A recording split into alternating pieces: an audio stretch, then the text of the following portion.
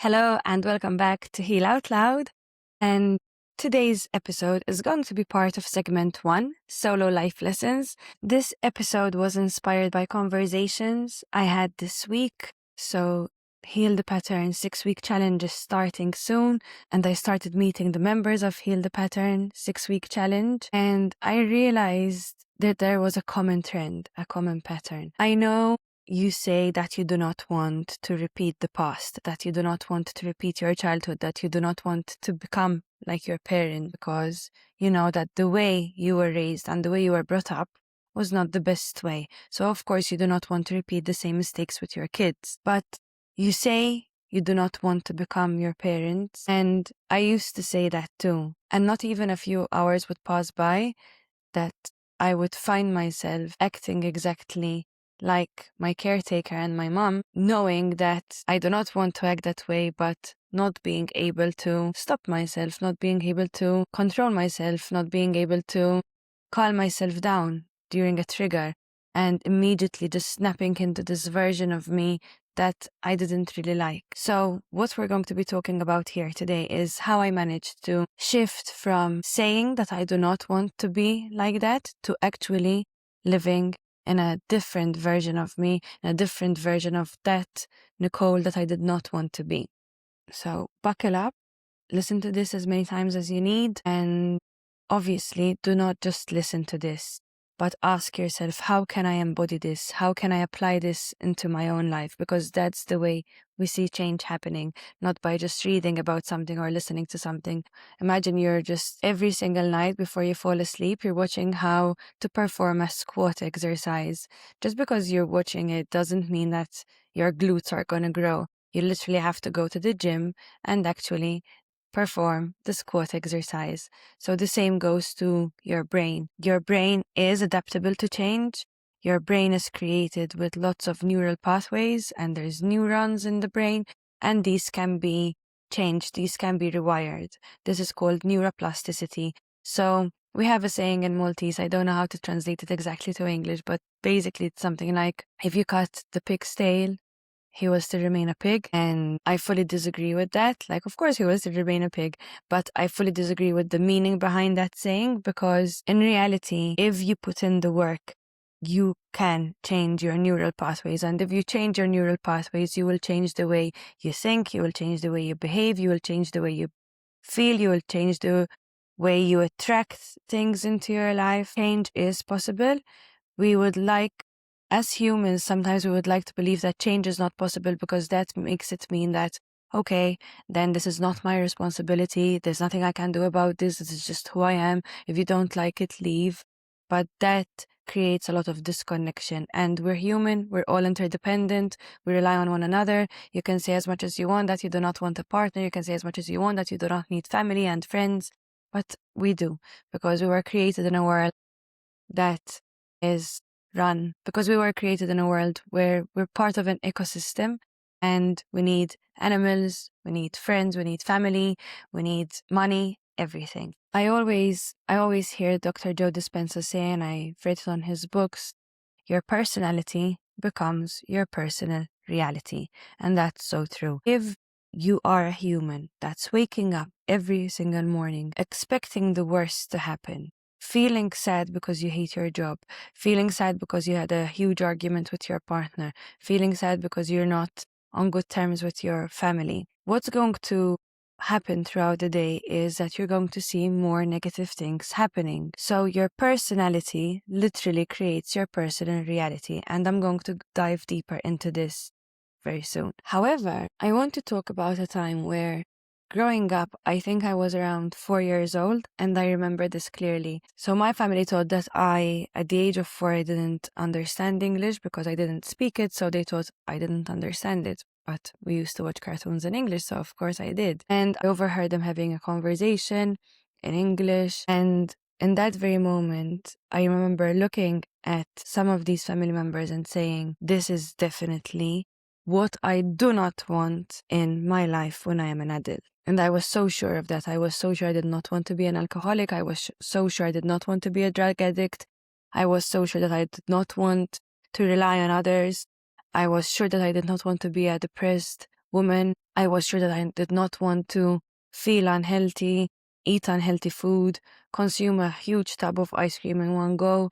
So with all that was happening around me, I started realizing who I wanted to be and who I did not want to be. So I had a very clear picture of what I did not want to be. And until I was around 10 years old, I think I was not that person. But then there were my teenage years. There was my little sister who was dependent on me. So I was like a mother figure. And I started noticing a lot of similar patterns to those humans that I used to look at and say, I definitely do not want to be like this. And for a long time, I promised myself that there will be no slamming doors in my house, there will be no swearing, no shouting, no lying down in bed for 3 whole days, no closing all the curtains and just having blackout, like full pitch black in my house. I always promised myself that there will be food on the table, that there will be a stocked fridge, that my mood will not affect the other people's moods that I'm sharing a house with, that no matter what, I will try to be positive and to put a smile on my face so that the energy in the house is always peace. Of course, I know that life can never be constantly positive, but I wanted peace to be the main feeling to be felt in my house. However, although that is what I wanted, so from my conscious brain, from my 5% conscious brain, that is fully what I wanted. Unfortunately, that was not what I was creating. I was recreating my childhood. For a while, my house was full of shouting. For a while, my house was full of swearing. For a while, my house was pitch black with all the curtains and blinds closed. For a while, I did spend 3 days in bed crying and feeling sorry for myself and just wishing that all of this would end. For a while, there was no food on the table because I had such a bad relationship with food that I didn't want to eat anything.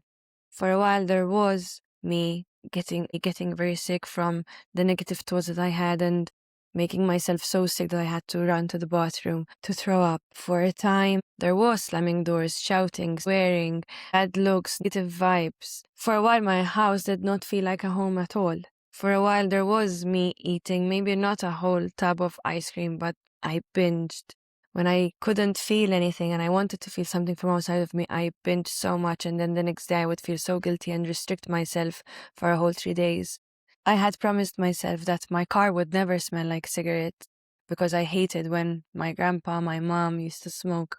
But for a while it did. And after my mom passed away, I had what I'd like to call the dark night of the soul a few months later, where I realized why my mom acted the way that she did, why my grandma used to act the way that she did. And all of a sudden, I could see the image very, very clear in front of me that all they were craving for was love. All they were craving for was acceptance. All they were craving for was attention. However, the way they asked for it both was not in a way that you would want to give it to them. It was in a way that you would want to run away from them. And all of a sudden, it really clicked. It clicked that I was doing the same thing, that I craved love. I craved connection. I craved to be held, to be seen.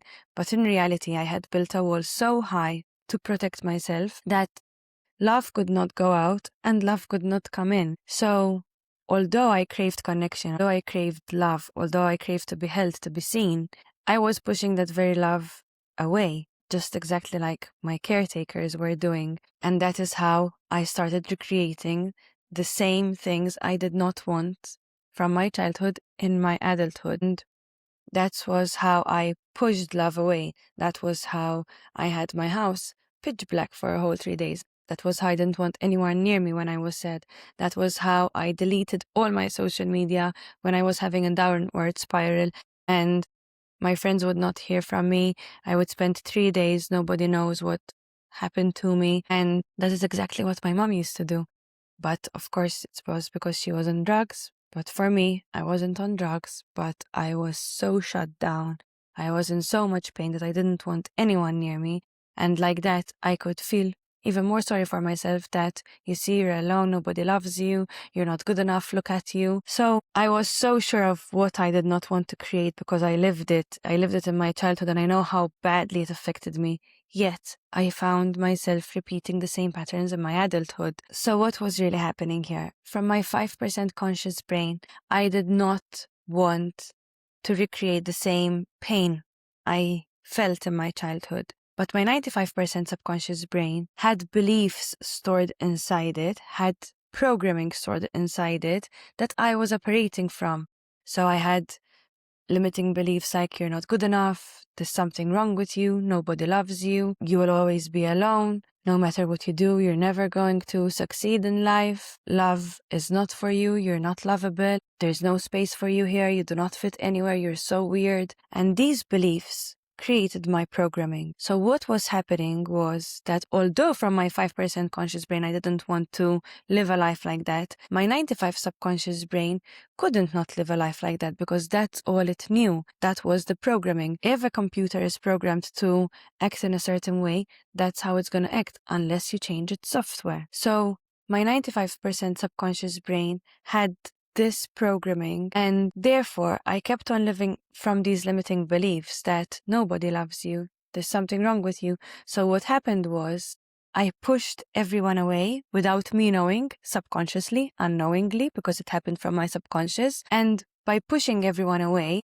people left, obviously, because you're pushing them away. And then in return, I could feel sorry for myself and say, you see, everybody leaves. You see, I'm not good enough. You see, there's something wrong with me.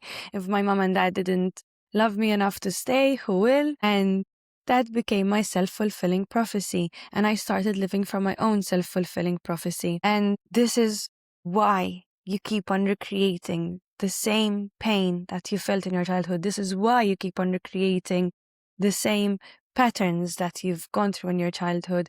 This is why you act like your mom and dad, even though you don't want to act like them.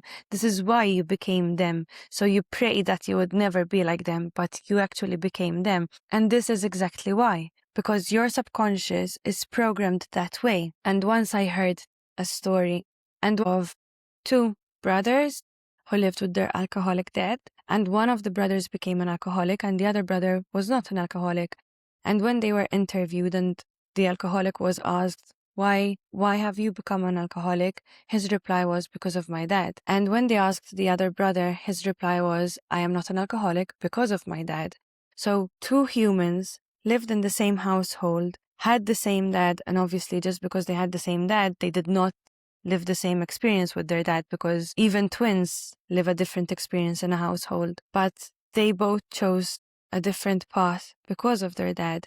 And I used to think that I was like the non-alcoholic brother because I was not a drug-dependent person like my mother. I bought my own place, I got my degree, I got my master's, I achieved so many things in my life. I traveled, I took care of my body as much as I could. So for me, I used to think that I am not recreating the same patterns. I am not following my mother's footsteps, but I was so wrong because I actually was. Just because I wasn't drug dependent, just because I wasn't a crack addict, it didn't mean that I wasn't creating the same pain and the same patterns that my mom lived through. In fact, my mom wrote a book, and when she passed away, I read her book. And when I was reading through her book, all I could realize was, oh my God, me and my mom felt exactly the same. The pain my mom carried and the pain I carried, and the limiting beliefs my mom carried and the limiting beliefs I carried were exactly the same. My mom used drugs to numb the pain, and I used, I guess, achieving lots of things to numb the pain, and other things, of course, but never crack or heroin. So this was a big realization for me that although I wasn't an addict, I was still recreating the same pain. I was still following my mother's wounds. I was still living from my grandmother, my great-grandmother's wounds. I was still living from those limiting beliefs. I was still carrying all that generational trauma. And for my house to be peaceful, for no more slamming doors, for no more shouting, for no more swearing, for no more pitch black 3 days, for a whole 3 days curling in a ball like a literal baby, like a snail, and not wanting to get out of bed, from deleting social media for a whole 3 days to actually showing up on social media and working on social media, from not eating for a whole 3 days or binging for a whole day to actually having a much healthier relationship with food. to having a stocked fridge all the time and eating whole foods, and to not smoking anymore, to really taking care of myself in the best way that I can in this very moment. For that to happen, I had to change my limiting beliefs. I had to rewire my subconscious brain. I had to rewire the neural pathways that were created in my childhood. And I'm not saying that it's going to happen in a few weeks, but of course, even after the second session of inner child healing, subconscious rewiring, you're going to feel much, much better. And the way to rewire the subconscious brain, the way to change these neural pathways, the way to shift from slamming doors, shouting, car smelling like cigarettes, maybe your home smells like cigarettes, from binging, from procrastinating, to living the life that you truly want, to living the life that you envision with your 5% conscious brain, you have to rewire your subconscious brain. And if your subconscious brain was created in your childhood, then how do we rewire the subconscious brain? Through rewiring what happened in childhood, through reparenting the inner child, through healing the inner child, through giving the inner child that lives within you and within each and every one of us what he or she did not receive as kids. To reparent, literally, to reparent your inner child. And you do not need to have had a traumatic childhood to need to reparent your inner child. Everybody in this day and age should reparent their inner child. The more you're going to reparent your own inner child, the less your kids are going to need to reparent their inner child. The more you're going to reparent your inner child, the more abundance you're going to see in your life, the more peace, the more gratitude, the more joy, the more happiness, the more love that you're going to experience. And trust me, I lived this firsthand. My clients have lived this firsthand. I went from literally, as I explained earlier, slamming doors, shouting, swearing, crying, throwing my phone, breaking my phone, and from this really toxic environment, even saying it, I can't believe I used to live it, but yes, I did, to living in such a peaceful environment, to coming inside my home and literally feeling safe and literally feeling at peace. And this is a feeling that I never thought that I would be able to experience. Growing up, my life looked something like police banging on our doors, police slamming our door open and doing a full raid in our house, people setting our house on fire, whilst me and my grandma were sleeping inside, my mom crying and swearing, going through lots of withdrawals and sickness, asking for money and banging on our doors and crying, and my mom overdosing inside the house, ambulance, shouting, screaming, me and my mom fighting a real lot, me and my grandma also arguing a real lot. So yes, coming home was never peaceful. And I remember when I was in secondary school, as soon as it was like 3 p.m. or it was our last lesson and I know we're soon gonna go home, I used to start literally feeling like I was gonna pee myself, because I used to feel so anxious. I used to not know what I was going to find when I arrive at home. Maybe I'd find my mom and my grandma fighting a lot. Maybe I'd find my mom passed out. Maybe I'd find my nana going through one of her depressive moments, so the house would be pitch black. Maybe I'd find my mom very paranoid on crack and and she would make me crawl on the floor because there's people looking from outside the windows. Yes, it was insane. Even saying this out loud makes me think like, oh, wow, wow, girl, that's bad.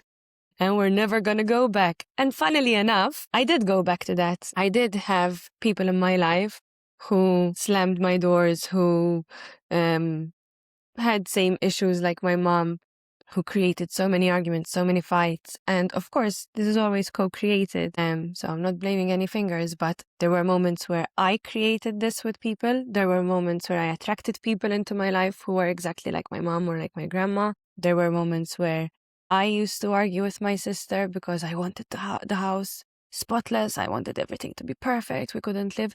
I feel like there was a period in my life where I lived inside my home like it was covered in plastic, like it was a museum. Like even friends coming over used to be afraid where to sit down. And I remember one time my cousin was drinking and she put her glass on my island without putting a coaster. And she was looking at my sister like, bring me a coaster.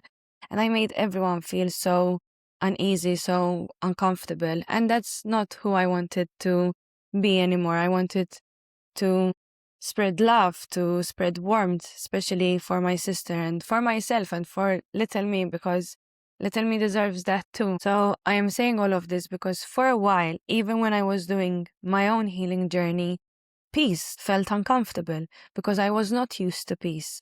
I lived a childhood where it was full of adrenaline rush, even though that adrenaline might have been coming from bad outlets. That's what I was used to. Constantly being on this fight or flight, like constantly being like looking over my shoulder, constantly having my nervous system on fire, constantly having these alarm bells in my head, this fire alarm, this constantly being on alert, literally, because there was a time where I couldn't even have social media when I was growing up because everyone knew I was my mom's daughter. I lived a very intense childhood, and therefore when I was healing and I was living in peace, I didn't enjoy that peace because that's not what my subconscious was used to. Actually, my subconscious was not used to that at all. So there were moments where I didn't like that peace and I created my own drama without me even knowing from my subconscious brain. So you can shift from not being your parents anymore to becoming you, to becoming your own person. You can break the cycle. You can stop this generational trauma. Definitely you can.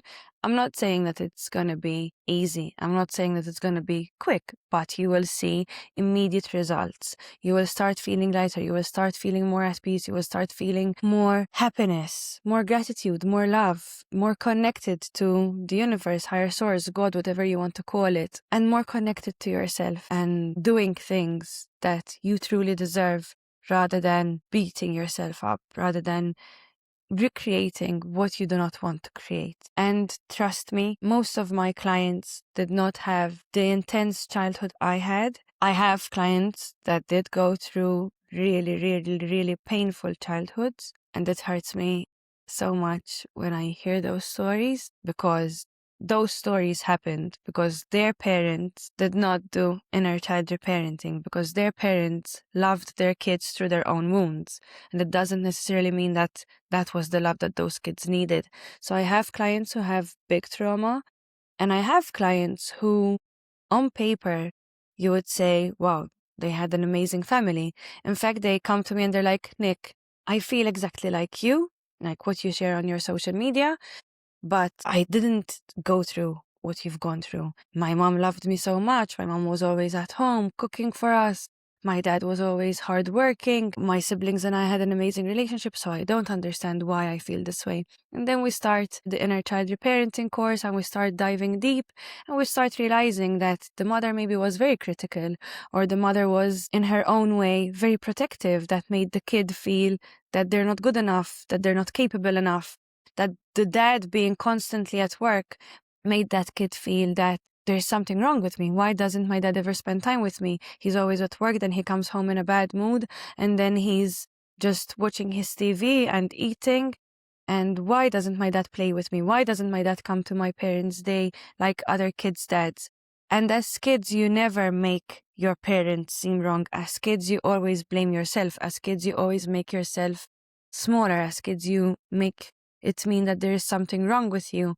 And then maybe there's the birth of your siblings. And even though you love your siblings so much, when your parents are focusing more on the baby, because of course they have to, you start feeling abandoned. And that's where the abandonment wound starts being created. And as an adult, you're like, no, I don't have that, but it's stored in your subconscious. Also, maybe you had a depressed mom or a depressed dad.